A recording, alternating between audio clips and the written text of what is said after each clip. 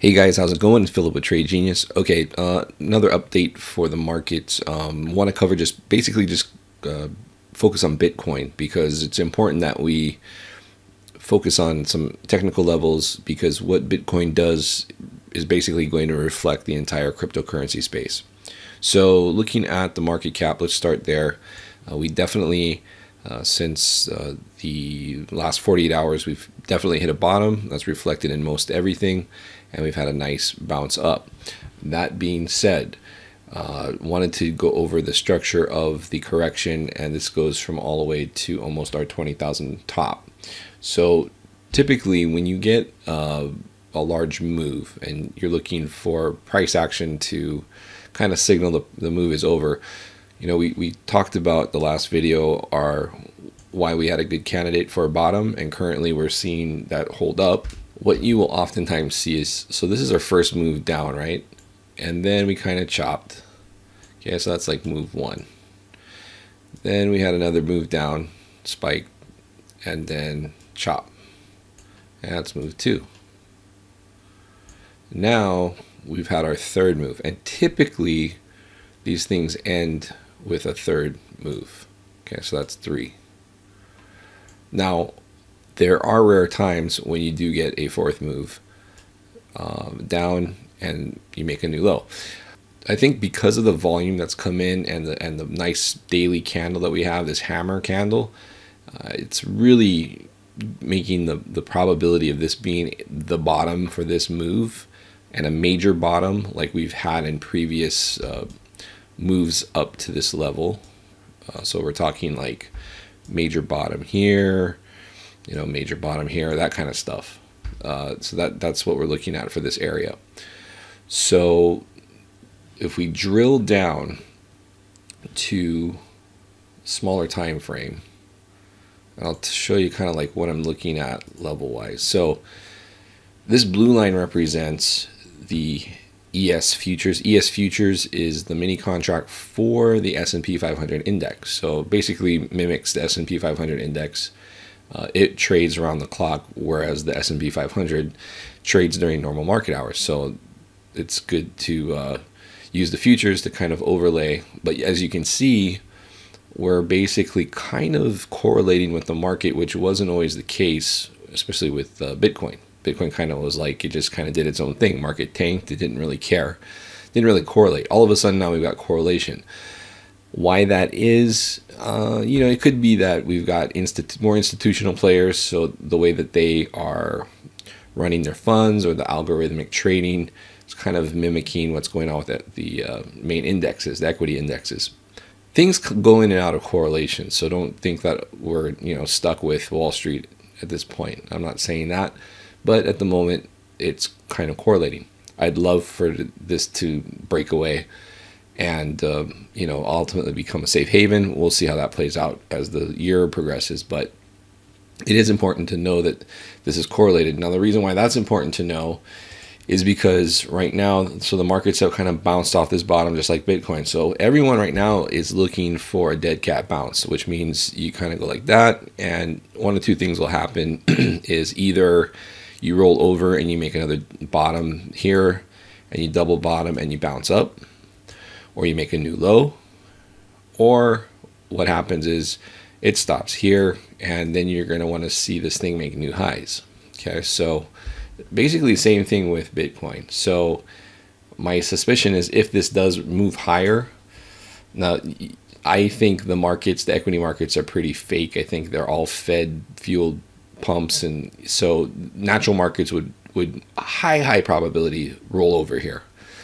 Manipulated markets are markets that are propped up, won't do that. They'll do the improbable or the unlikely, and in this case, if that, I'm kind of leaning toward it maybe not doing what everybody's thinking is going to do, and this thing starts ripping back higher and everybody's going to just throw their hands up in the air and just say it's a rigged market. So it's what we've been seeing for years now.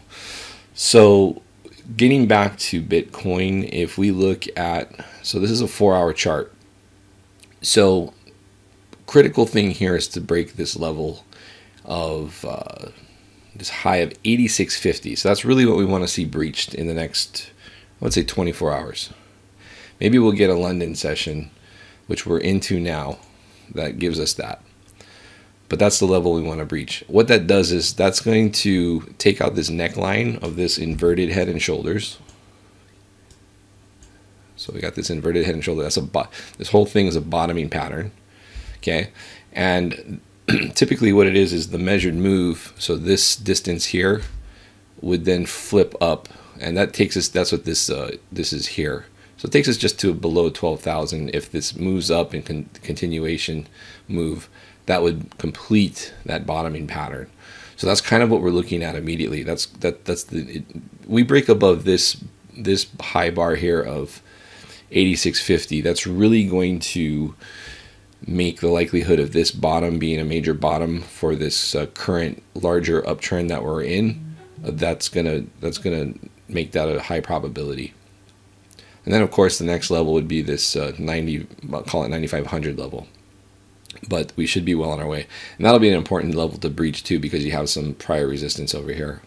So guys, that's what we're looking at. It looks pretty, looks pretty good here. But again, we're at 82.63, and we really want to get a few, about another $400+ break that 86.50 mark, get above this. Then we'll run into this upper trend line and probably bounce off that a little bit and then go higher, but not out of the woods yet. I think we need to keep an eye on the equity markets today. It's 3 in the morning Eastern, so in a few hours the market's open.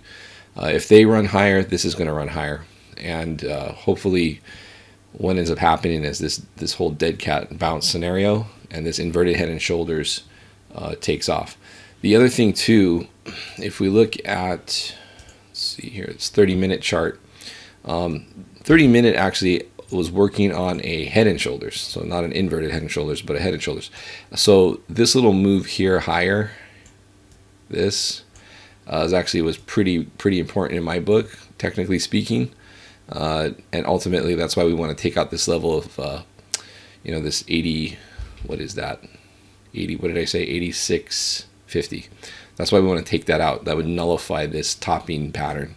And because if this played out, then this neckline here would be where you'd kind of you wouldn't want to see that break. Otherwise, then we'd be making a pullback down here, and then you're looking at a fib buy zone to hold, which would be that area there. Color that green for long. You want that area to hold, and that's anywhere from 7,200 down to 7,000 in that area. All right, so that's currently what we're looking at, guys. So let's see how the next 24 hours plays out, and we'll see if we're out of the woods. So just wanted to show that to you guys. Oh, and another thing too, on the daily is breaking above this moving average.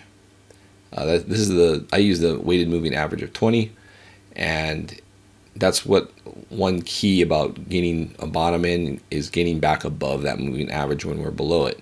And you'll see whenever we had a correction that, the key thing was we bounce up to it, you get rejected. But once you break above that, then, you start talking about resuming the uptrend. So you can see when you break below it, you're going to hit it, fight it, and then break through. Same down here, you come up, hit it, fight it, break through. So this here is a perfect example of what we kind of want to see. Once if we had a break through that moving average on that kind of daily candle, that's a huge sign, very good sign. So if we did something like that here today or the next couple of days, that's probably those are the things I look for to say, yeah, bottom's highly likely in for a while, if not for good, on a major bottom. And then we'll start looking at the larger bearish fib zones that we got to work through. But that's currently what the bulls need to see happen. All right, guys, that's pretty much it for this video. Please hit like and subscribe, helps us out a bunch. And we'll look forward to covering the next 48 hours of price action in the next video. And then we'll start getting back into reviewing the alts. But I think we're making good progress technically, but we just need to clear some levels here. All right, guys, thanks for watching. Take care. Bye.